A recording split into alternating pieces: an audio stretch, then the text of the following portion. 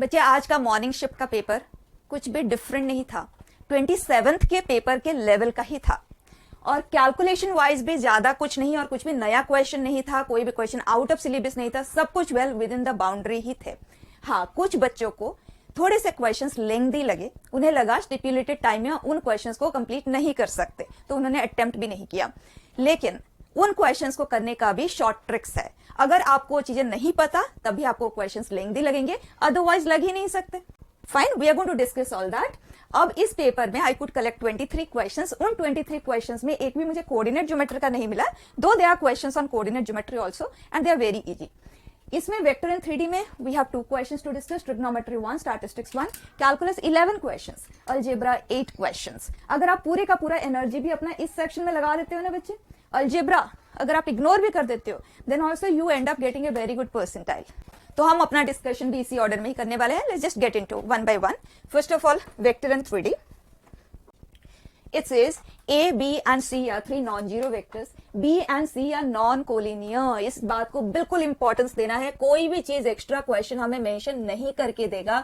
अगर ये चीज मेंशन है, it has its importance. Let me explain. और इसमें कई बार क्वेश्चंस आए, कई बार, पर्टिकुलरली जे एडवांस में you can note down there N number of years when you can find questions based on such information. It means, देखो, जब भी दो वेक्टर नॉन कोलिनियर की बात होती है, उस केस में अगर let's suppose P and Q are 2 non collinear vectors, तो आपकी कोशिश रहनी चाहिए कि you end up generating such an equation जो scalar multiple of P and Q से बने हो।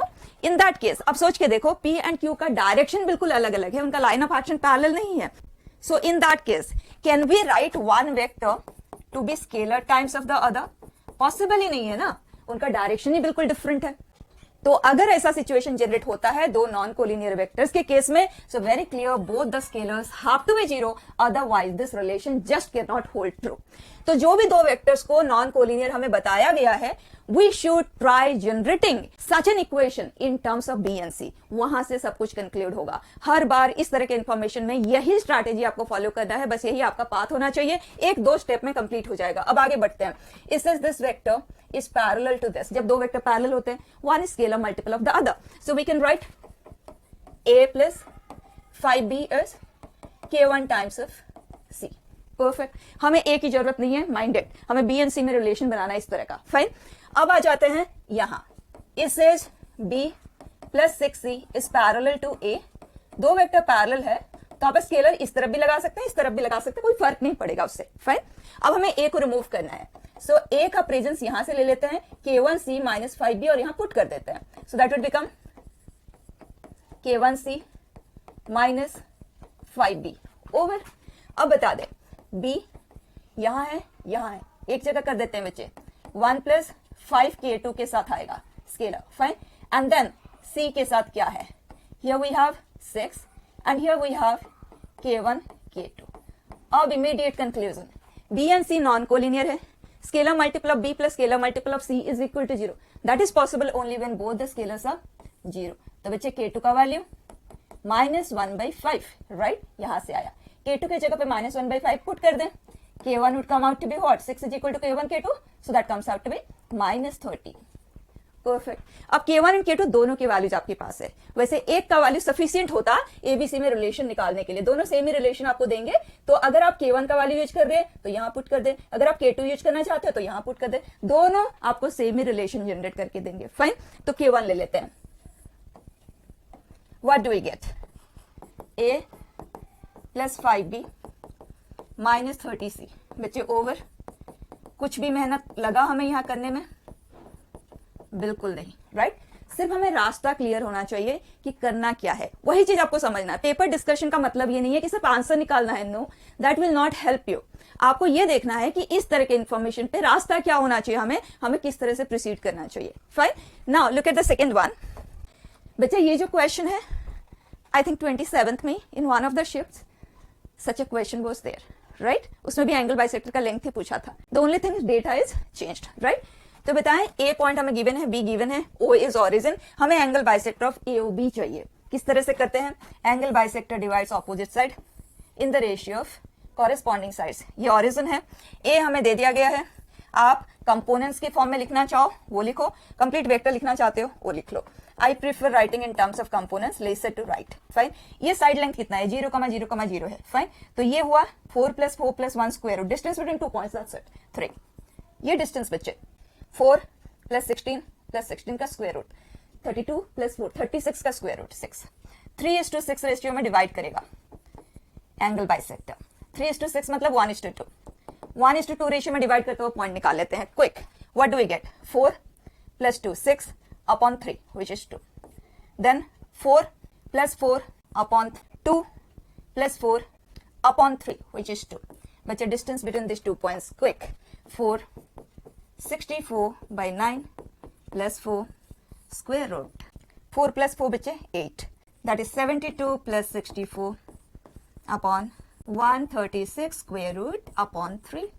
बताएं, इस क्वेश्चन में हमें कॉन्सेप्ट भी पता है, और अगर पहले नहीं भी पता होता, एज्यूम कर लो कि पहले आपको नहीं भी पता था, एटलीस्ट जिन बच्चों ने आज पेपर दिया है उन लोगों ने 27 का पेपर और उसका सोल्यूशन तो जरूर ही रेफर किया होगा, तो आपको ये चीज वहां से तो क्लियर हो ही गया होगा। उस क्वेश्चन में फिर भी थोड़ा सा कैलकुलेशन था क्योंकि यहाँ ऑरिजिन नहीं था, यहाँ पे तो वो भी नहीं है। Right, now next question on trigonometry. जो इस तरह के क्वेश्चन होते हैं वहां बहुत से बच्चे गलत हो जाते हैं और उन्हें पता भी नहीं चलता गलती कहाँ की है। बच्चों की बात भी ना करें ना, बहुत से मैंने इवन टीचर्स को भी देखा है, they end up doing a wrong step here. ये गिवन है ना, हमें tan x का वैल्यू निकालना है, वो इमीडिएटली स्क्वेयरिंग पे चले जाते हैं। बच्चे इक्वेशन सॉल्विंग में स्क्वेयरिंग जिस एक्सटेंट तक हम अवॉइड कर सकते हैं हमें करना चाहिए, क्योंकि ऐसे देखिए आप, ये आपके पास एक इक्वेशन x = 1, आप दोनों तरफ अगर स्क्वेयरिंग कर देते हैं क्या मिला? x = +-1, 2 solution. स्क्वेयरिंग के प्रोसेस में we end up generating extra solutions, जिन्हें हम एक्सट्रानियस सोल्यूशंस कहते हैं। तो या तो आप उस एक्सट्रानियस सोल्यूशन को स्टडी करो और फिर उसे रिमूव करो, अदरवाइज आप स्क्वेयरिंग को पूरी तरह से अवॉइड करो। तो करने का स्टाइल यहाँ पे क्या होना चाहिए, पर्टिकुलरली सच क्वेश्चंस ना, a sin x + b cos x = c को अगर हमें सॉल्व करना है, अगर तो ये सब स्टैंडर्ड वैल्यूज होते तो हम कंपाउंड एंगल से इसे डील कर लेते हैं। वो चीज यहाँ पे हम बिल्कुल भी नहीं करेंगे। दूसरा तरीका क्या होता है इन तरह के इक्वेशन से डील करने के लिए, जैसे हम इंटीग्रेशन में भी करते हैं ना बच्चे, अगर इसका रेसिप्रोकल को हमें इंटीग्रेट करना होता है तो we convert everything in terms of tan x/2।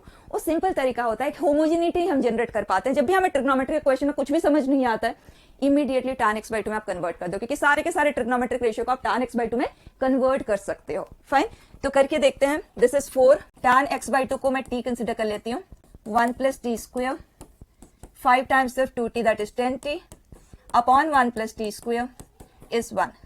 4 - 4t² plus 10t, बच्चे एलसीएम लिया, इधर शिफ्ट कर दिया। Equation is what? Shifting everything to this side.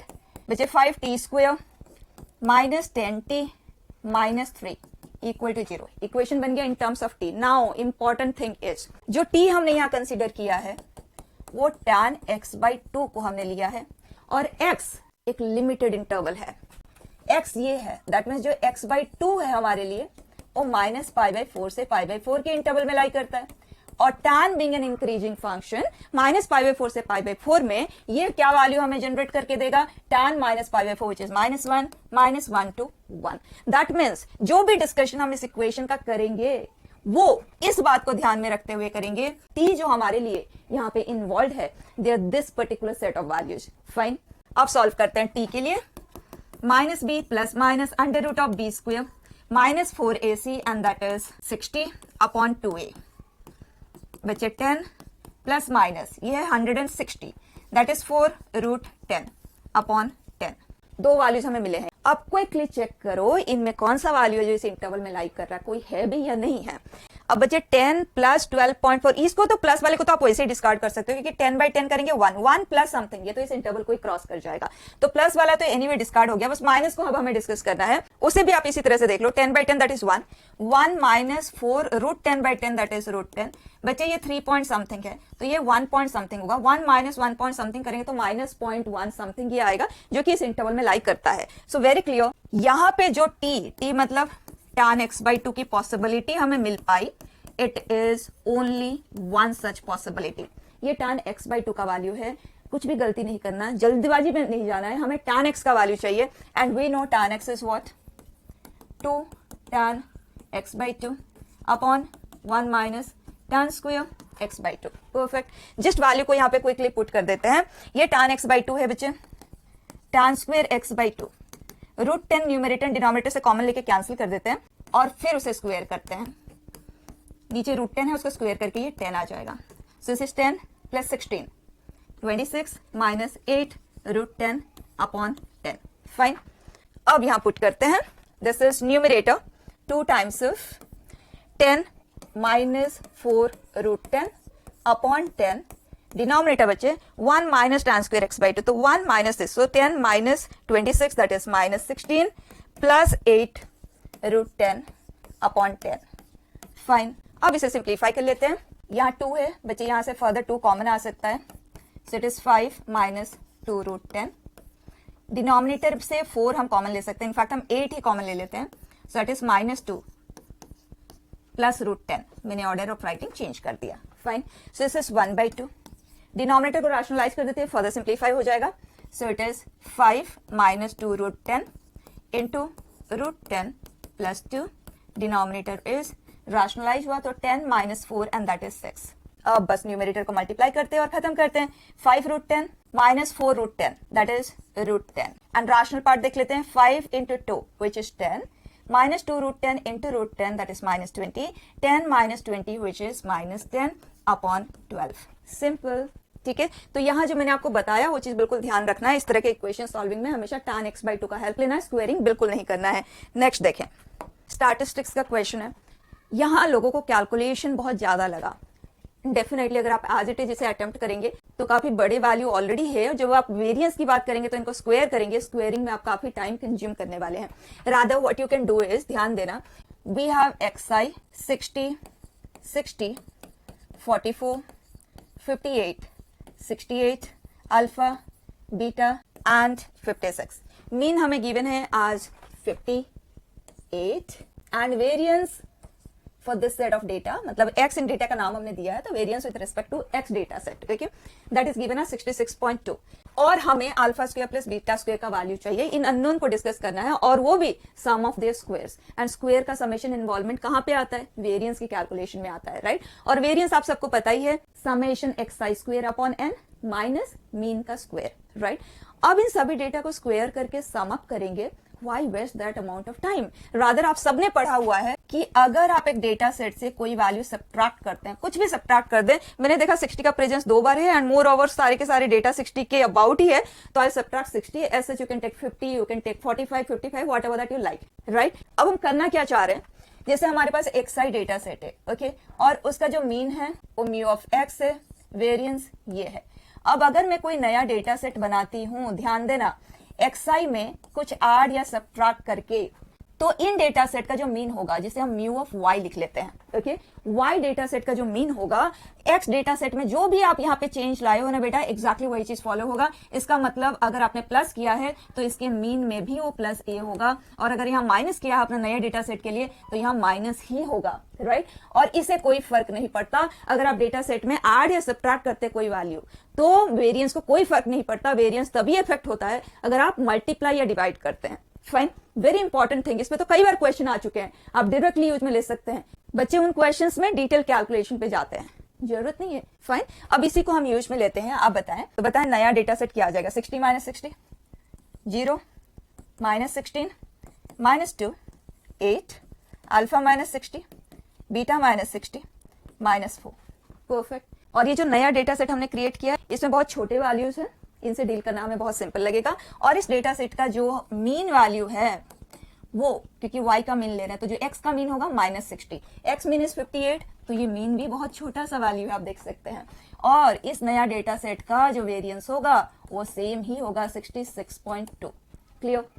अब हमें alpha square plus beta square का वैल्यू चाहिए, तो डेफिनेटली वेरिएंस का हमें यूज लेना पड़ेगा. yi स्क्वायर पे चलते हैं क्विक. 0 का square 0 0, this is 256 4 64 alpha minus 60 square beta minus 60 का square and this is 16. Sum them up.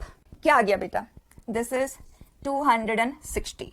64 and 16, this is 80. It is 340 plus alpha minus 60 का होल स्क्वायर. लेकिन हमें alpha square plus beta square चाहिए, तो इसे expand भी कर देते हैं हम साथ में. Alpha square plus beta square minus 120. Alpha and beta उन्हें एक साथ लिख देते हैं क्योंकि हमें उसे रिमूव भी करना है आगे जाके. And this is 3600 plus 3600 that is 7200 upon 8 minus mean of y i, ध्यान रखना that is -2 and square of that is 4 and वो है वेरिएंस कितना है 66.2। अब आप खुद देख सकते हैं बच्चे, amount of calculation that we have, this is 70.2, 8 से ये मल्टीप्लाई होगा and that will be 8 into 2 6, that is 1561.6, right. ये है इक्वल टू दिस, जो कि alpha square plus beta square, इसका तो वैल्यू हमें चाहिए 120 times of alpha plus beta, ये हम फाइंड करेंगे। 340 plus 7200 that will be 7540, 7540, perfect. अब जैसे ही अल्फा प्लस बीटा का वैल्यू हमें मिल जाएगा, alpha square plus beta square बस एक स्टेप में ओवर हो जाएगा। अब बताएं अल्फा प्लस बीटा का वैल्यू कहां से मिलेगा, मीन से, समेशन, राइट। तो हम इन छोटे वैल्यूज का मतलब y के मीन से ही हम डील करेंगे, लार्जर वैल्यूज पे हम नहीं जाएंगे। सम देम अप बच्चे, what do we get, alpha plus beta, this is -18 plus 8 -10 -4 -14 -120, so it is -134 upon 8 is -2, mean लिया है, ओके, -2 है ना हमारे पास। So alpha plus beta is 134 -16, इसे क्रॉस किया, इसे इधर शिफ्ट कर दिया, फाइन बच्चे, इट इज 118। बस इस वैल्यू को यहाँ पुट कर दें, हियर 118 एंड इजीली ये चीज कैलकुलेट हो जाएगी। तो आप इस तरह से लार्जर नंबर से डीलिंग पूरी तरह से अवॉइड कर सकते हैं, क्योंकि कैलकुलेशन पार्ट जितना कम होगा बच्चे, एरर का चांस भी उतना ही कम हो जाएगा, तो अवॉइड करना है। नेक्स्ट देखें, if F of x is 2 power x plus 2 power minus x into tan x, then this, इतने सारे अलग अलग तरह के फंक्शंस का प्रोडक्ट एंड डिवीजन से बना एफ ऑफ एक्स है। एफ डैश जीरो का वैल्यू हमें चाहिए। स्मार्टली समझना बात को, जिस जगह पे हमें डिफरेंशिएट करना है उस जगह पे ये फंक्शन का वैल्यू जीरो है क्या, आपको क्वेश्चन वैसा ही दिया जाएगा। अदरवाइज इतने लंबे फंक्शन को आपको डिफरेंशिएट करने के लिए नहीं कहा जाएगा। They are not testing your knowledge on differentiation process, they are trying to test something else. देखिए, तो आप देखिए ये जो फंक्शन है ये जीरो पे जीरो बन रहा है, और किसकी वजह से जीरो बन रहा है, पर्टिकुलरली इसकी वजह से, राइट। इसे डिस्कस करने के लिए आपके पास दो रास्ते हैं। You can use first principle of differentiation, direct है वो, क्या आ जाएगा उससे आप बताएं। जीरो पे हमें चाहिए, so f of zero plus h minus f of zero जो ऑलरेडी जीरो है upon h, h tends to zero, how simple.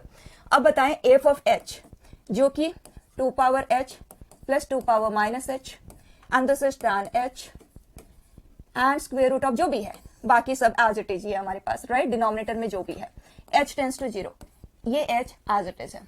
अब लिमिट की बात हो रही है, ये एक नॉन जीरो वैल्यू है, वैल्यू भी लिख देते हैं साथ में, क्या आ जाएगा, h टेंस टू जीरो पे ये 1 + 1 2, ये बन रहा है जीरो।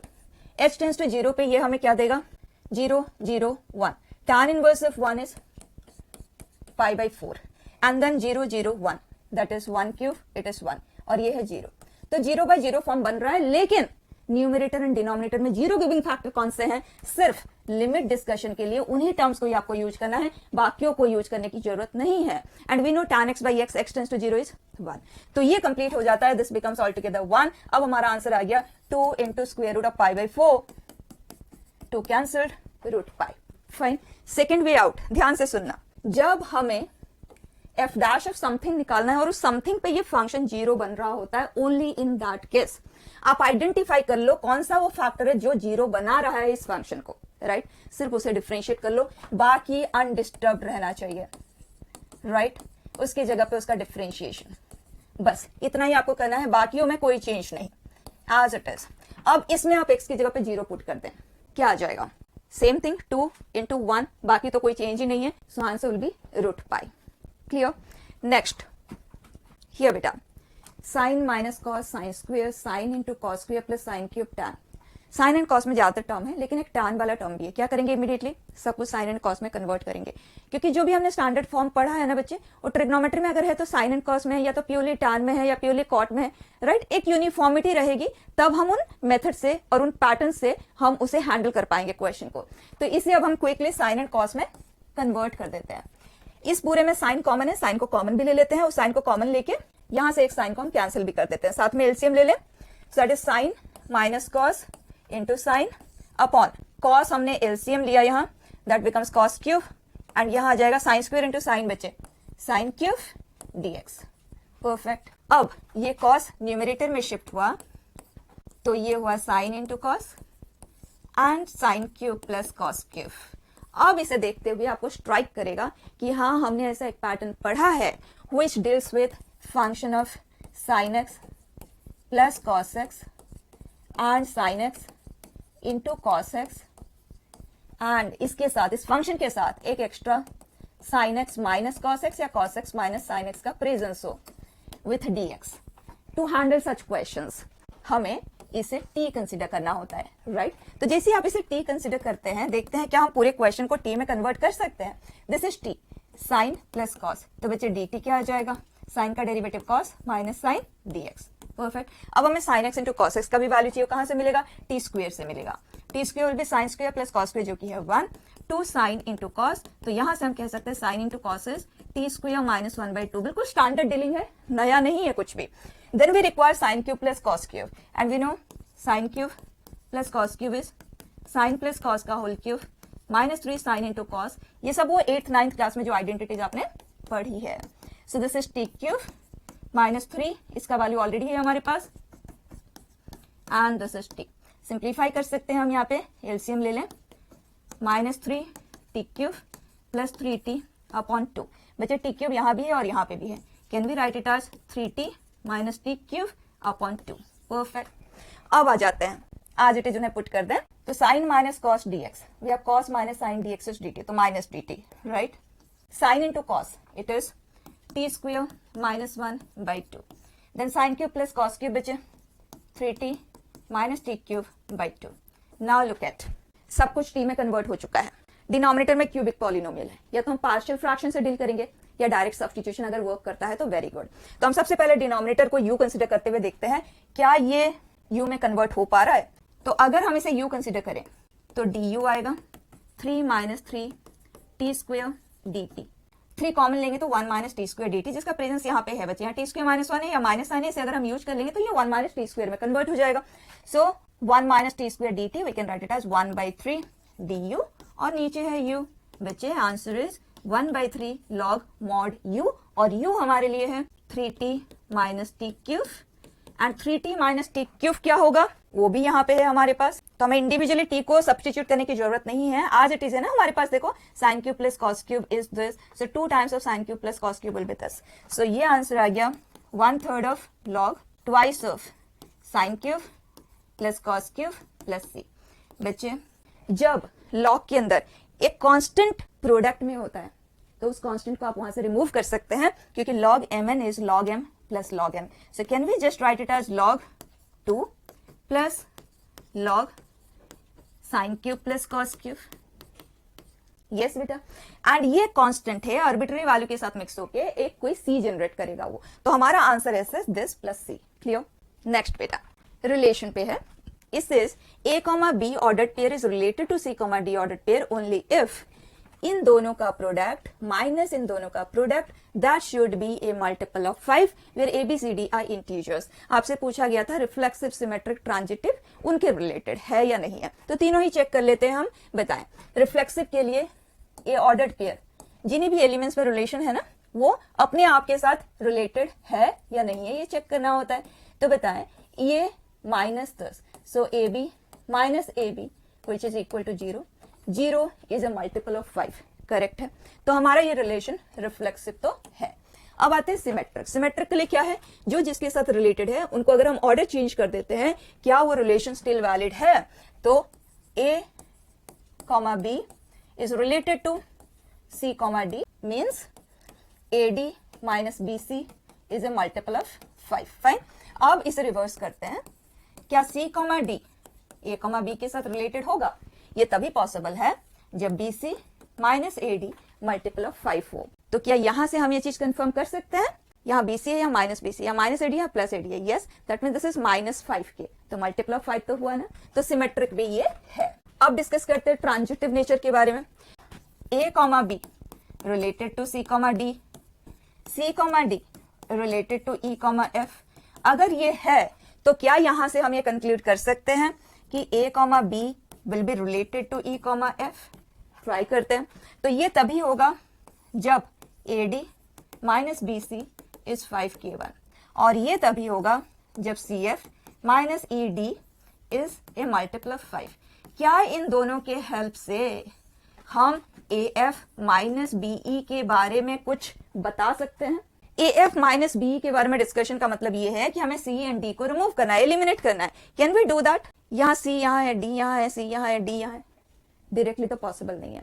तो इन केसेस में हम क्या करते हैं, वी ट्राई कि ये फेल हो जाए, we try to find out such situations जहां पे ये ट्रांजिटिव टेस्ट को पास नहीं कर पाए। तो अगर हमें ऐसा एक भी सिचुएशन मिल जाता है, वैसे the relation is not transitive. अगर हमें ऐसा कोई भी केस मिल नहीं पा रहा है, इसका मतलब वो ट्रांजिटिव है, राइट?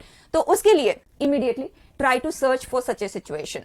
तो ले लेते हैं A, B, C, D, E, F। Okay, हमें ये रिलेटेड है उसका कंडीशन चाहिए। तो मैं एक काम करती हूँ, A को ले लेती हूँ as 1, B को ले लिया as 2, C को ले लिया as 0। जीरो कैलकुलेशन को बचाता है तो will definitely prefer that. And D भी आप कुछ भी ले सकते हो, 5 ले लो, 10 ले लो। बस इसे ध्यान में रखना है कि AD minus BC should be a multiple of 5। BC already 0 हो रहा है तो AD must be a multiple of 5। यहाँ 1 है तो यहाँ 5 का मल्टीपल कोई भी वैल्यू ले सकते हो। Let me consider 0। तो ट्रांजिटिविटी के लिए तो बेटा बेस्ट होता है जो मिडिल वाला वैल्यू है ना, उसे 0 अगर कंसीडर करते हो तो आपका कैलकुलेशन बच जाएगा और इजीली आप चेक भी कर सकते हो कि वो ट्रांजिटिव है या नहीं है। अब अगर ये 0 0 है तो AD is 0, BC is 0, 0 minus 0, 0 is a multiple of 5। ये दोनों 0 है तो यहाँ पे मैं कुछ भी लिखूंगी तो ये तो रिलेटेड आएंगे ही। अब इन दोनों की हमें बात करनी है। Let me take this as 2, this as 1। Check करें बच्चे, 1 माइनस 4 क्या वो मल्टीपल ऑफ 5 है? बिल्कुल नहीं है।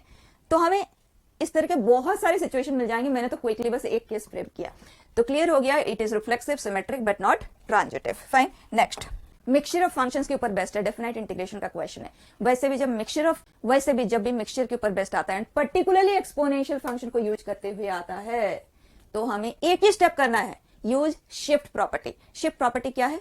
f of x dx a to b is definite integration के हर क्वेश्चन में तो हमें बिगिन ही करना चाहिए इसी प्रॉपर्टी से, जिसे हम शिफ्ट प्रॉपर्टी कहते हैं। f of sum of the two limits minus the variable, right? ये ग्राफ के शिफ्टिंग से इजीली प्रूव हो सकता है। मतलब जब इनिशियली जनरेट हुआ था तो ग्राफिकली जनरेट हुआ था, बाद में इसे अलजेब्राइकली लिखा गया था, राइट? तो अप्लाई करें इसे, a plus b is 0 minus x. तो x की पे माइनस एक्स हम पुट कर रहे हैं तो माइनस एक्स का square it will remain same, cos of minus x will remain cos x, 1 plus pi power minus x, right? So that is minus pi by 2 to pi by 2 x square cos x। बच्चे denominator में हो जाएगा 1 plus pi power minus x, जो कि 1 plus 1 by pi power x. LCM भी ले लेंगे हम साथ में, सो पाई power x plus 1 and numerator में वो पाई पावर एक्स शिफ्ट हो जाएगा, राइट? एग्जैक्टली उसी तरह से यहाँ पे देखें, माइनस एक्स रखेंगे, ये सेम रहेगा, minus x sine minus x is minus sine x, power odd है तो माइनस साइन आ जाएगा, एग्जैक्टली वही चीज। एलसीएम ले लेंगे हम डिनोमिनेटर में, तो 1 plus sine square x, it is 1 by E power sine x power 2023। So E power sine power plus 1 upon this, उसे हम न्यूमरेटर में शिफ्ट कर देते हैं, क्योंकि इस तरह के क्वेश्चन तो बहुत ज्यादा आप कर चुके हो तो हम स्टेप स्किप करके लिख सकते हैं, राइट? अब हमारा नेक्स्ट स्टेप क्या होता है? दोनों फॉर्म ऑफ आई को ऐड कर देंगे। When we add this and this, तो फर्स्ट को फर्स्ट के साथ ऐड करते हैं, ये पार्ट इसमें और इसमें कॉमन आ जाएगा, 1 प्लस पाई पावर एक्स रहेगा जो कि डिनोमिनेटर का 1 प्लस पाई पावर एक्स को कैंसिल कर देगा। So it is 2i minus pi by 2 to pi by 2 x square cos x, that's it. Exponential वाला पार्ट पूरी तरह से कैंसिल हो गया। वही हेल्प हमें यहाँ शिफ्ट प्रॉपर्टी से मिलती है। उसी तरह से जब हम इसको और इसको ऐड करेंगे, ये पार्ट आ जाएगा कॉमन, देन 1 प्लस ये और वो डिनोमिनेटर वाले को कैंसिल कर देगा, 1 प्लस साइन स्क्वायर एक्स। अगर आपने इवन एंड ऑड फंक्शन की प्रॉपर्टी पढ़ी हुई है माइनस ए से ए के इंटरवल में, तो आप डायरेक्टली यूज कर सकते हैं। ये इवन है, इवन है, इवन है, तो माइनस ए से ए के इंटरवल में अगर आप डील कर रहे हैं, twice of 0 to a, right? Otherwise दूसरा तरीका क्या है? आप फिर से शिफ्ट प्रॉपर्टी यूज करेंगे, तो ये अनअफेक्टेड रहता है। जब शिफ्ट प्रॉपर्टी को हम अप्लाई करते हैं और फंक्शन में कोई चेंज नहीं आया, जो क्वेश्चन था वो अनअफेक्टेड रहता है, उसको कोई फर्क नहीं पड़ता। In such cases shift property के यूज से अगर वो इफेक्ट नहीं हो रहा है, you can write it as twice of इन दोनों का मिडिल वाला value, a plus B by 2 से एंडिंग और बिगिनिंग से मिडिल तक। इसका सिंपल सा मतलब देखो बच्चे, शिफ्ट प्रॉपर्टी अगर आप अप्लाई कर रहे हो ना, कोई चेंज नहीं आ रहा है, इसका मतलब a से b तक में उसका जो ग्राफ है वो मिडिल वैल्यू के अबाउट सिमेट्रिकल है दोनों तरफ। तो आप एरिया कैलकुलेशन इधर से कर लो या इधर से कर लो, दोनों बिल्कुल सेम होगा, क्योंकि definite integration is algebraic area, area with a sign, right? Overall clear है? दिस इज 2i, बच्चे 2 हो गया कैंसिल। अब बस हमें इसे इंडिविजुअली इंटीग्रेट करना है, x square cos x dx, then 0 to pi by 2 dx and then 0 to pi by 2 sin square x dx। क्या ये तीनों इजीली इंटीग्रेबल है? पहला वाला मिक्सचर ऑफ फंक्शन है तो हमें इंटीग्रेशन बाय पार्ट्स अप्लाई करना है, एंड अलजेब्राइक का प्रेजेंस 2 पावर के साथ है तो इंटीग्रेशन बाय पार्ट्स ट्वाइस। लेकिन अगर आपको शॉर्टकट से करते हैं तो आपको बिल्कुल भी टाइम नहीं लगेगा। अलजेब्राइक को लेफ्ट साइड में, ट्रिग्नोमेट्रिक राइट साइड, इसे डिफरेंशिएट करें, इसे इंटीग्रेट करें, फिर से डिफरेंशिएट किया, इंटीग्रेट किया, इधर डिफरेंशिएशन पे जाना है, इधर इंटीग्रेशन पे। अगर ये जीरो में कन्वर्ट हो सकता है, very good, then integration of it. जैसे ये जीरो बन गया, विल स्टॉप देयर, क्योंकि आगे कंटिन्यू करने से हमें कोई फर्क नहीं पड़ेगा, will get the same answer only, but why waste time. Zero को कितनी बार भी डिफरेंशिएट करेंगे तो जीरो ही रहेगा। ऑल्टरनेट साइंस के साथ आपको लिखना है, this is x square sine x minus minus 2x cos x minus 2 sine x. बच्चे लिमिट अप्लाई कर देते हैं 0 to pi by 2। Quick, pi by 2 हमने पुट किया तो ये तो हो गया 1 pi square by 4। Pi by 2 यहाँ पुट करेंगे तो ये हो जाएगा 0। पाई बाई 2 पुट किया, ये है माइनस 2। 0 पुट करेंगे तो ये है 0, ये है 0, ये है 0, तो 0 के कॉरेस्पॉन्डिंग तो हमें कुछ मिलेगा नहीं। तो overall this is pi square by 4 minus 2 and this will be pi by 2। और साइन पावर n बचे 0 से पाई बाई 2 के इंटरवल में, ये तो आपको याद रखना ही चाहिए। और जब हमने रिवाइज किया था उसमें भी मैंने पर्टिकुलरली ये चीज आपको हाईलाइट करवाई थी। 0 to pi by 2, what is it? n exponent है, n माइनस 2, दो वैल्यू रिडक्शन होना है, नेचुरल नंबर ही आपको लिखना है। यहाँ n माइनस 1 के लिए 2 रिडक्शन के साथ आपको जाना है, नेचुरल नंबर से सारे लिखने हैं। एंड अगर ये इवन पावर है तो पाई बाई 2 पे क्लोज होगा, अगर ये ऑड पावर है तो 1 पे ये क्लोज होगा, राइट? हमारा केस इवन पावर पे है तो यहाँ पे 2 है ना, तो 2, फिर 2 कम करेंगे तो 0 आ जाएगा। हमें सिर्फ नेचुरल नंबर ही लिखना है, तो 2 is the only value here. n minus 1 it is 1, 1 में अगर 2 कम करेंगे तो -1 हो जाएगा। हमें सिर्फ नेचुरल नंबर लिखना है, so that's the only value. Even power है so it is pi by 4, right it here. Simple है, क्लियर? नेक्स्ट देखें, it is on differential equation, that too बहुत सिंपल फॉर्मेट है, लीनियर डिफरेंशियल इक्वेशन है ना, linear in terms of y है। Clearly integrating factor ले लेते हैं, e power p of x dx, that is minus sine 2x upon 1 plus cos square x। बचे integration of it. Denominator में अगर sine square and cos square का presence है and numerator में sine 2x है तो क्लियर है substitution. This is t, तो dt आ जाएगा आज 2 cos x into minus sine x dx। यही हमारे पास न्यूमरेटर में आज इट इज है ना ये पूरा। सो this is e power dt t, e power log t, जो कि t बन जाएगा ना, t की जगह पे 1 plus cos square x, right? अब आंसर लिख लेते हैं, y into the integrating factor is equal to integrating factor into q of x। ये पार्ट हो जाएगा cancel, sine x dx and that is minus cos x plus c over. अब देखते हैं क्या हमें कैलकुलेट करना है, y ऑफ पाई बाई 2, और उसके लिए हमें c चाहिए, और c फाइंड करने के लिए इन्फॉर्मेशन क्वेश्चन ने दिया है। तो x की जगह पे 0 पुट करेंगे तो y भी 0 ही आएगा, तो दिस इज 0, ये हो गया खत्म। x की जगह पे 0, सो this is -1, so -1 plus c 0, c का वैल्यू हमें मिल गया 1।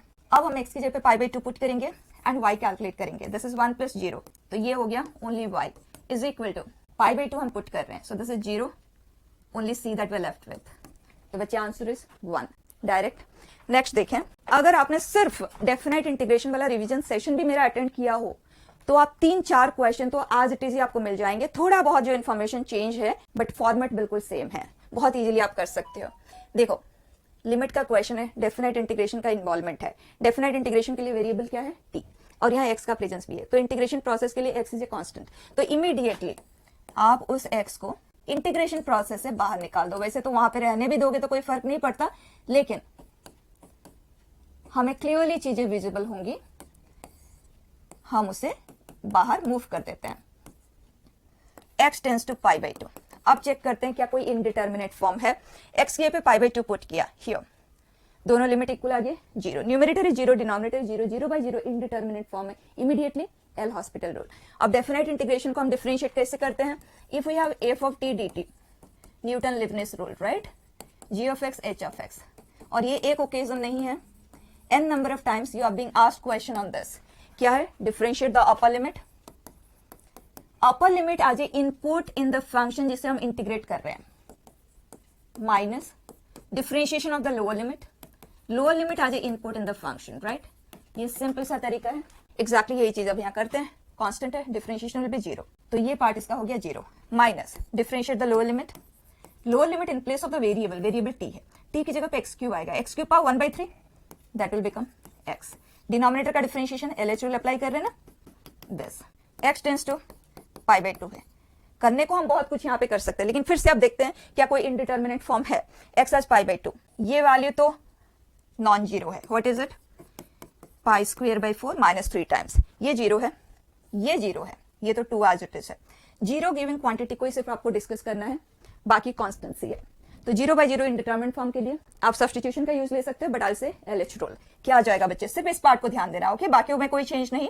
दिस इज -3 π² 4 इंटू 2, इसका डिफरेंशिएशन है -sin x और ये है 1, x की जगह पे π/2 पुट करें, आंसर निकाल लें 3 π² 8। क्लियर। देखिए नेक्स्ट, कंपोजिट फंक्शन का रेंज फाइंड करना है। नॉर्मली लोग क्या करते हैं, कंपोजिशन बनाते हैं 4 केसेस लेके, फिर उसका रेंज कैलकुलेट करते हैं। जरूरत नहीं है, आप इन्हें ओरली कर सकते हैं। देखो हम कुछ लिखेंगे भी नहीं, okay, look it, child function, क्योंकि जब हम f(g) की बात करते हैं तो f(g) की बात कर रहे हैं, राइट। इनपुट g के पास जा रहा है पहले, तो g पे आ जाए। पहले हम ये वाले इनपुट लेते हैं, -1 से 0 के इंटरवल के जब इनपुट्स इस फंक्शन में दिए जाएंगे तो ये क्या प्रोड्यूस करेगा, मतलब यहाँ जो वैल्यू क्रिएट होगा ना वो क्या होगा, x -1 से 0 है तो -x क्या होगा बच्चे, 0 to 1, 0 ओपन क्लोज्ड, इंटरवल का बिल्कुल ध्यान रखना है, फाइन। अब आ जाओ f of this set of values, 0 से 1, 0 ओपन 1 क्लोज्ड, ये है, और इस इंटरवल में f(x) ये है। तो ये वैल्यूज यहाँ पे पुट करें तो आपको रेंज मिलेगा। बताएं, x अगर 0 से 1 में है तो x/2 का वैल्यू 0 से हाफ में है, 1 में से सब्ट्रैक्ट कर रहे हो, more that you subtract less so that you are left with. तो 1 में से सबसे ज्यादा अगर हम सब्ट्रैक्ट कर देते हैं, मतलब 1 - 1/2 that will give us half, closed में होगा क्योंकि ये क्लोज्ड में है, 1 - 0 that is 1, it is an open. तो ये हो गया इस कैटेगरी ऑफ इनपुट के लिए FOG का रेंज, करेक्ट। अब चलते हैं second category of input, 0 to 1। बताइए g(x) का वैल्यू क्या प्रोड्यूस हो रहा है, 0 to 1। दैट मीन्स यहाँ जो वैल्यू अब क्रिएट हो रहे हैं ना वो 0 to 1 क्लोज इंटरवल, इंटरवल का बिल्कुल ध्यान रखना है, दैट्स इट, ओके। अब देखें f ऑफ 0 से 1 तक के इनपुट के लिए कौन सा ब्रांच हैंडल करेगा। तो 0 से 1 ओपन इंटरवल के लिए तो ये होगा, लेकिन 0 के लिए यहां से कैलकुलेट होगा, और 0 एक पर्टिकुलर वैल्यू है तो यहाँ पुट करते हैं, क्या आउटपुट दे रहा है 2। एंड 0 से 1 ओपन इंटरवल के कॉरेस्पॉन्डिंग तो ऑलरेडी आउटपुट हम कलेक्ट कर चुके हैं, तो उस आउटपुट को दोबारा से लिखने की जरूरत तो नहीं है। नॉर्मली हम कैसे लिखते हैं, फर्स्ट केस का आउटपुट, सेकेंड केस का आउटपुट, जो भी आपको मिला 0 को कॉरेस्पॉन्डिंग 2, ये होता है हमारा तरीका ऑफ राइटिंग, राइट। और जब सेम वैल्यूज का आप यूनियन लेते हो it will give us the same. बचा आंसर सिंपल, कोई हमें कंपोजिशन फ्रेम करने की जरूरत नहीं पड़ती यहाँ डोमेन एंड रेंज वाले क्वेश्चंस में, क्लियर। नेक्स्ट, बहुत सारे ट्रिग्नोमेट्रिक रेशियो है, in such cases sine and cos में पहले कन्वर्ट करके देखते हैं। So cosec x plus sine x है, 1/sin plus sine, 1/sin 1/cos, sin by cos, so sin cube by cos। इसी को आज इट सिंप्लीफाई कर लेते हैं पहले। sin, यहाँ एलसीएम आएगा बच्चे sin into cos, so it is 1 plus sine power 4 sin into cos, sin cancelled, 1 plus sine square upon 1 plus sine power 4 into cos, right. तो इस पार्ट का जो सिंप्लीफाइड फॉर्म है वो ये है। अब इंटीग्रेशन प्रोसेस पे चलते हैं, sine square 1 plus sine power 4 cos dx।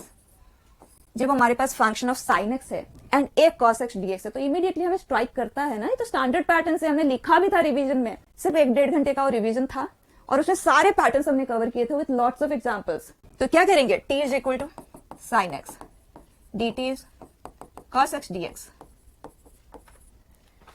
तो बच्चे अब ये t में कन्वर्ट हो गया। क्या ये एक और स्टैंडर्ड पैटर्न है? यस, जो हमारा सिलेबस है उसके रिलेटेड जितने कुछ भी पैटर्न्स पॉसिबल थे वो सब हम डिस्कस कर चुके हैं, अब नया कुछ भी नहीं मिलने वाला। तो बताया 1 plus t square upon 1 plus t power 4 processes, divide numerator and denominator both by t square, so it is 1 by t square plus 1 upon t square plus 1 by t square, right. Division के just बाद next step क्या होता है, अगर यहाँ plus sign है तो आपने t माइनस 1/t का सब्स्टिट्यूशन लेना है, और अगर यहाँ माइनस साइन है तो यहाँ आपने प्लस का सब्स्टिट्यूशन लेना है, मतलब t प्लस 1/t का सब्स्टिट्यूशन लेना है, क्लियर। तो हमारे केस में हमें ये लेना है। अब du is what, 1 plus 1/t square dt, जो कि यहाँ प्रेजेंट है, और हमें इसे भी u में कन्वर्ट करना है, वो कहां से मिलेगा, स्क्वेयरिंग से। सो t square plus 1/t square minus 2a into b, जो कि तो t square plus 1/t square की जगह पे हम u स्क्वायर प्लस 2 रिप्लेस कर देंगे। तो बच्चा this is du upon u square plus 2, क्या ये एक स्टैंडर्ड रिजल्ट है? 1/a tan inverse u by root 2। अब u को हमें x में कन्वर्ट करना है स्टेप बाय स्टेप। u हमारे लिए t माइनस 1/t है और t हमारे लिए sin x है। That means u is sin x minus cosec x। Quickly यहां रिप्लेस करते हैं, tan inverse of sin x minus cosec x root 2 plus c। अब देखते हैं फाइंड क्या करना है। ये हमारे लिए f ऑफ x है, f ऑफ पाई बाई 2 का वैल्यू 1 गिवन है, हमें f ऑफ पाई बाई 4 चाहिए, तो f ऑफ पाई बाई 2 का वैल्यू 1 है, तो x की पे पाई बाई 2 पुट करें। This is tan inverse of 1 minus 1, तो ये हो गया 0। tan इनवर्स ऑफ 0 इज 0, बचा वैल्यू ऑफ c इज 1। अब x की पे पाई बाई 4 पुट करते हैं, तो f of pi by 4 will be 1 by root 2 tan inverse pi by 4। Okay, तो tan pi by 4 1 by root 2, this is root 2 upon root 2 and c का value already है ना हमारे पास 1 दैट वी हैव कैलकुलेटेड। बस अब इसे complete कर लेते हैं। This is 1 minus 2 by root 2 into root 2 बच्चे माइनस 1/2, तो ये जो वैल्यू है ये है माइनस 1/2। Over, simple. नेक्स्ट जी एडवांस में यूज हुआ है ये पर्टिकुलर इंफॉर्मेशन कभी। If f of x is 2 power x minus x square and f of x equal to 0 has m number of solution, f dash x is equal to 0 has n number of solution, then find value of m plus n। बच्चे mixture of functions है और हमें ये देखना है कि ये 0 कितनी बार बनेगा। First thing that will try is 2 power x minus x square 0 बनना। इसका मतलब 2 power x and x square के ग्राफ एक दूसरे को कितनी बार इंटरसेक्ट कर रहे हैं। फाइन, तो ग्राफ बना के देखते हैं। 2 पावर x, अब x स्क्वायर के ग्राफ के लिए यहां ये इंक्रीजिंग है डिक्रीजिंग है, तो यहां तक तो हमें कोई प्रॉब्लम नहीं है। इस तरफ ये भी इंक्रीज होगा और ये भी इंक्रीज हो रहा है, तो दो इंक्रीजिंग ग्राफ कितनी बार भी वो इंटरसेक्ट कर सकते हैं, राइट। और वहां पे आपको बहुत केयरफुली चलना है। तो थोड़े से वैल्यूज तो हम लेके देखेंगे। सबसे पहले तो 1 पे बच्चे x स्क्वायर का वैल्यू हमें मिलेगा 1 और इधर है 2, मतलब ये ग्राफ ऊपर होगा। परफेक्ट। अब आते हैं 2 पे, ये 4 है ये 4 है, मतलब 2 पे क्लियरली इन दोनों ने एक दूसरे को इंटरसेक्ट किया। इसके बाद क्या होगा, क्या ये वापस नीचे आ जाएगा या ऊपर की ओर जाएगा, चेक करते हैं। वैसे आप डेरिवेटिव से भी वहां चेक कर सकते हैं, बट वैल्यू लेके ही करते हैं। 3 पे बताएं, ये 8 है ये 9 है, मतलब x स्क्वायर अबव चला गया है। अब दोनों ही ग्राफ कॉनकेव अपवर्ड है। अगर अपवर्ड डाउनवर्ड होता तो इस तरह से वो बार बार मीट कर सकते थे। अब पूरी चीज इनका रेट ऑफ इंक्रीज के ऊपर डिपेंडेंट है, क्योंकि जो एक्सपोनेंशियल है ना ये बहुत फास्ट राइज करता है आफ्टर ए सर्टेन वैल्यू, और पॉलिनोमियल धीरे धीरे ऊपर की ओर चढ़ता है। तो अब हमें पता कैसे चलेगा, क्या x स्क्वायर इससे अबव ही रहेगा ऑल थ्रू आउट, या 2 पावर s इसे क्रॉस करते हुए ऊपर जाएगा। वो कैसे पता लगेगा, एक फंक्शन को दूसरे से डिवाइड कर दो, x tends to infinity apply करके देखो कि इन्फिनिटी पे बड़ा कौन है। दोनों इन्फिनिटी है दैट इज फाइन, लेकिन लार्जर कौन सा है उसके लिए आप इन्हें डिवाइड कर दो। इन्फिनिटी बाय इन्फिनिटी फॉर्म में LH रूल अप्लाई किया, 2x, फिर से इन्फिनिटी बाय इन्फिनिटी फॉर्म आया, फिर से हमने LH रूल अप्लाई किया, ये आ गया 10। फिर x टेंड्स टू इन्फिनिटी जब हम अप्लाई करेंगे तो इन्फिनिटी आ रहा है। इसका मतलब क्या हुआ, numerator is infinitely larger than the denominator, तो 2 पावर x का ग्राफ x स्क्वायर से अबव ही लाई करेगा एट इन्फिनिटी, राइट। तो एक बात बिल्कुल क्लियर हो गया कि जो 2 पावर x का ग्राफ है वो बहुत फास्ट जाएगा और ये इधर इस तरह से क्रॉस करता हुआ निकल जाएगा। अब बात ये आती है, क्या इसके आगे इन दोनों का इंटरसेक्शन का कोई चांस है या नहीं है। 3 सोल्यूशंस हमें मिल चुके हैं, ये तो कंफर्म्ड है। क्या इसके आगे भी और कोई सोल्यूशन क्रिएट होंगे, that is the point two discuss, right. तो उसके लिए आप थोड़े से वैल्यूज को एनालाइज करके देखें।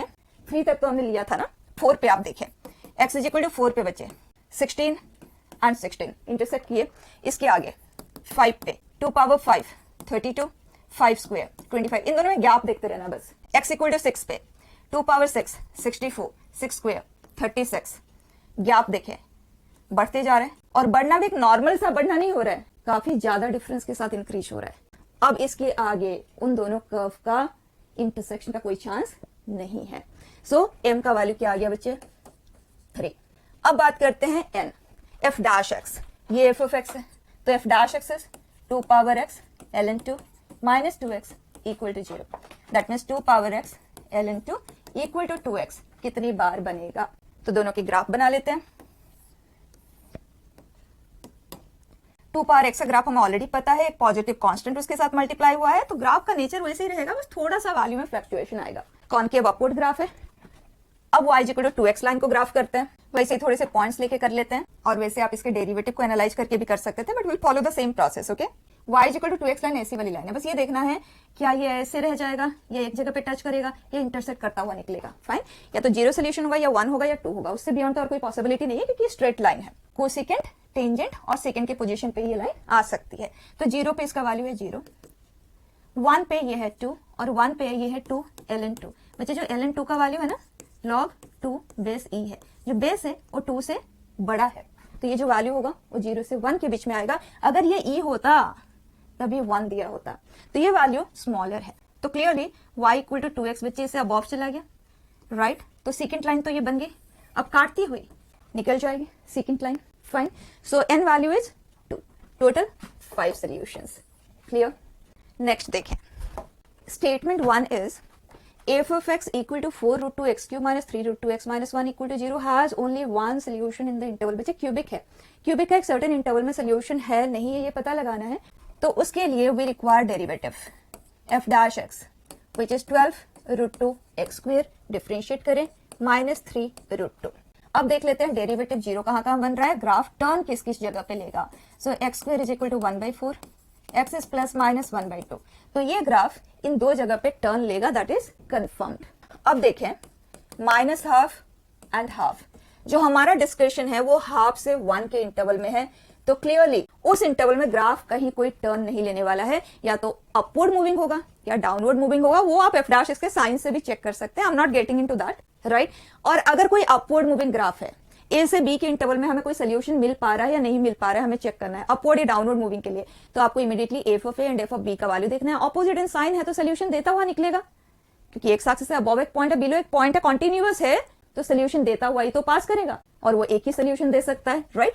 तो क्विकली एफ ऑफ हाफ का वैल्यू आप चेक कर लें, ओरली चेक हो जाएगा बच्चे, 1/8, 4 हो जाएगा कैंसिल, तो √2/2 minus 3 √2/2 minus 1 which is negative, and F of 1 का वैल्यू 1 पुट कर दें, √2 माइनस 1 जो कि है पॉजिटिव, तो क्लियरली ऑपोजिट साइन के हैं एंड ग्राफ कोई टर्न नहीं ले रहा है, तो या तो अपवर्ड या डाउनवर्ड मूविंग है, तो एग्जैक्टली एक सोल्यूशन देना तो कंफर्म्ड है। तो statement 1 is true and statement 2, क्या cos π/12 इसका एक सोल्यूशन है, क्वेश्चन ये पूछ रहा है, तो cos π/12 x की जगह पे पुट कर देते हैं।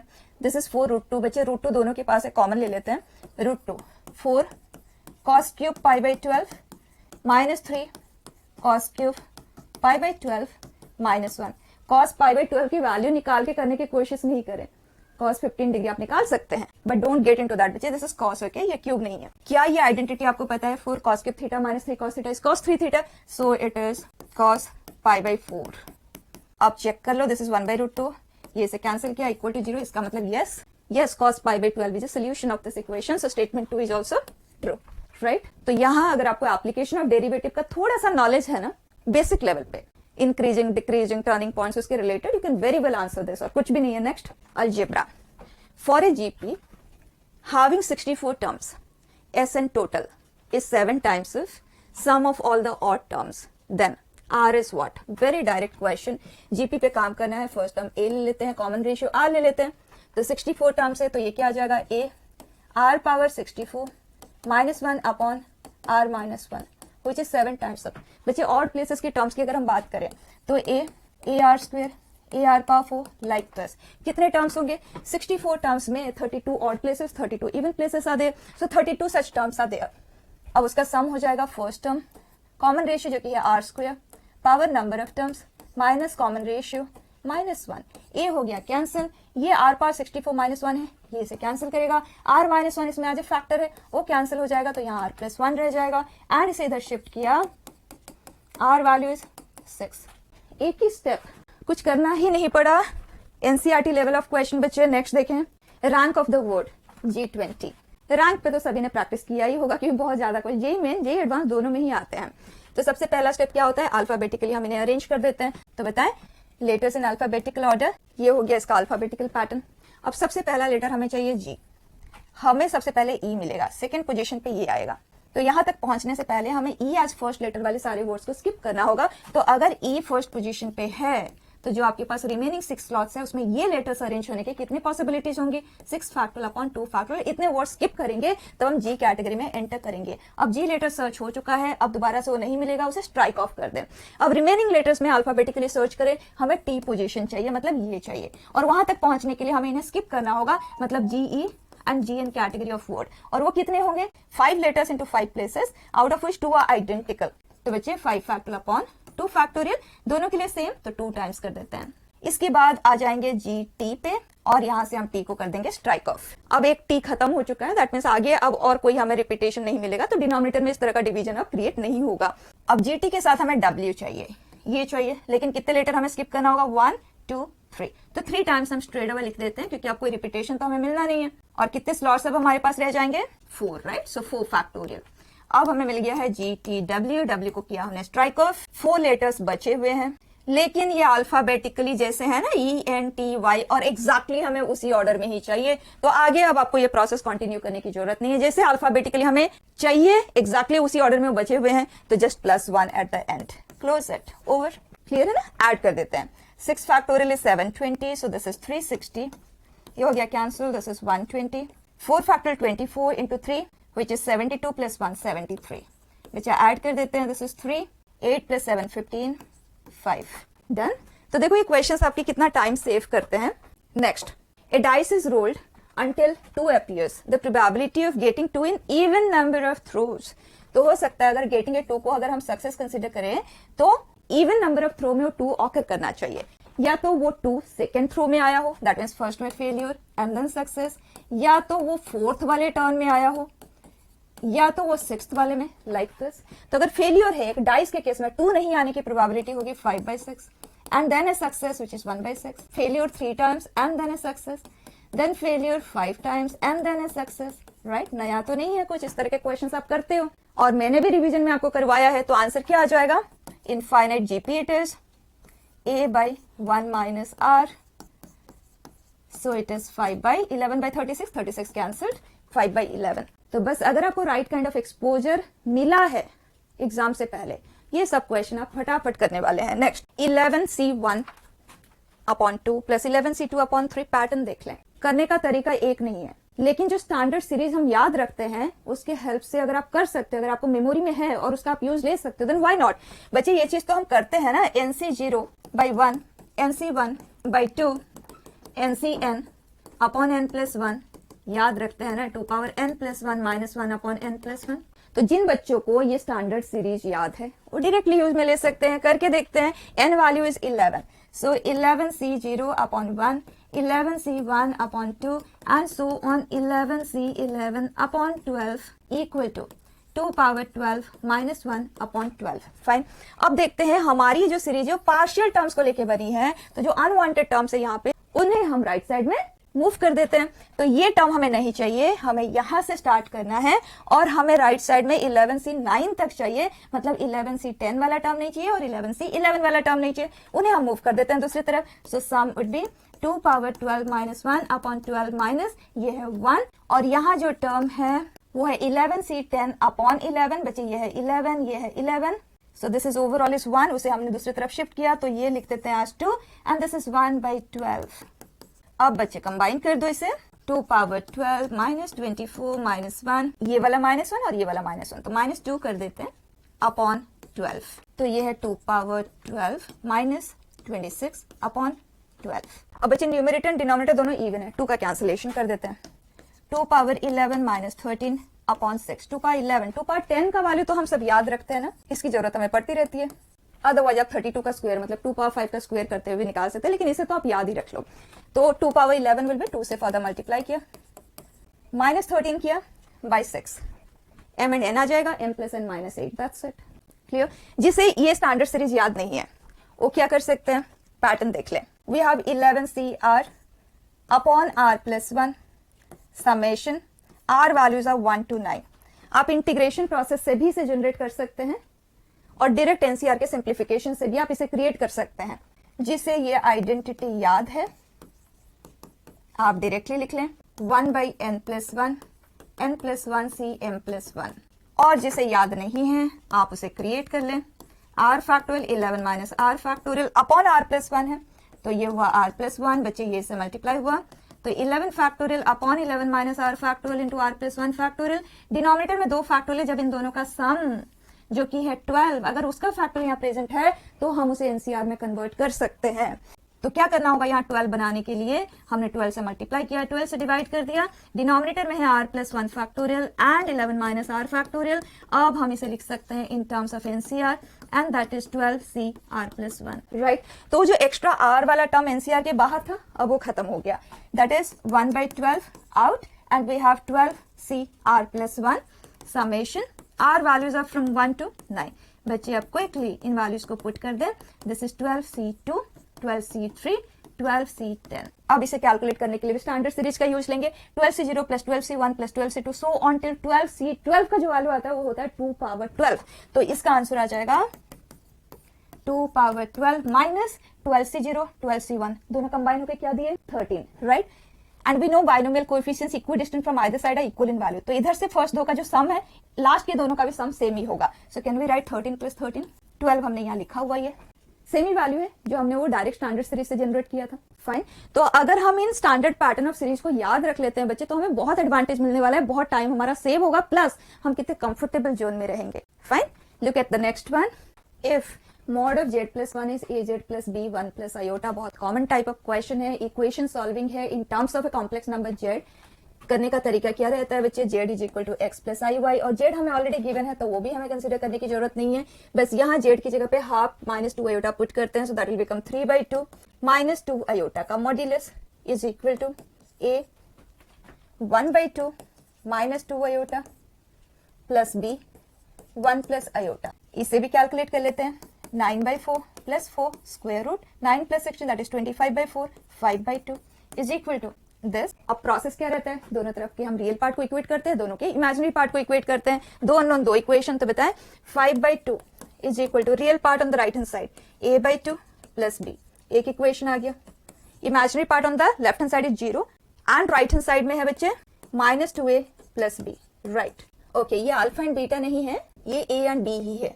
तो यहाँ हम b is equal to 2a यहाँ से ले लेते हैं, पुट कर देते हैं b की जगह पे 2a, so we will get 5/2 is 5a/2, a value is 1, a की जगह पे 1 हम दोनों में से किसी भी एक इक्वेशन में पुट कर देते हैं, यहाँ पुट कर देते हैं, b का वैल्यू आ जाएगा 2, a एंड b दोनों की वैल्यू है आंसर, क्लियर। नेक्स्ट देखें मैट्रिसेस, ए मैट्रिक्स में अननोन है alpha and beta, where alpha and beta integers, इससे हमें अल्फा का वैल्यू चाहिए एंड 2a का डेट वैल्यू का क्यूब 2 पावर 21 है। यहाँ गलती का बहुत चांस रहता है, ध्यान देना। डिटरमिनेंट वैल्यू मतलब कोई न्यूमेरिकल वैल्यू है, क्यूब है 2 पावर 21 है, तो ये जो न्यूमेरिकल वैल्यू है वो क्या होगा 2 पावर 21 का क्यूब रूट मतलब power 1/3 that is 2 power 7, correct. अब के ए का जो डेट वैल्यू होता है वो के power n into det value of A होता है, गलती नहीं करना। एन क्या है, ऑर्डर, क्या है वो 3, so 2 cube into det value of A which is 2 power 7, बच्चे det value of A is 2 power 4 which is 16, correct.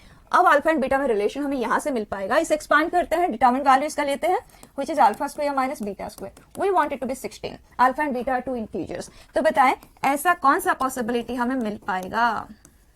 आप इसे इस तरफ शिफ्ट करते हुए भी एनालाइज कर सकते हैं, या आप इस तरह से भी सोच सकते हैं दो इंटीजर के स्क्वायर्स का जो डिफरेंस है 16 चाहिए। तो अगर हम इंटीजर के स्क्वायर की बात करते हैं तो 0 का स्क्वायर 0 है, फिर 1 है, फिर 4 है, फिर 9 है, फिर 16, 25, 36, 49, 64। तो आप देख सकते हैं इनमें जो गैप है ना बच्चे वो ग्रेजुअली इंक्रीज होता हुआ जा रहा है।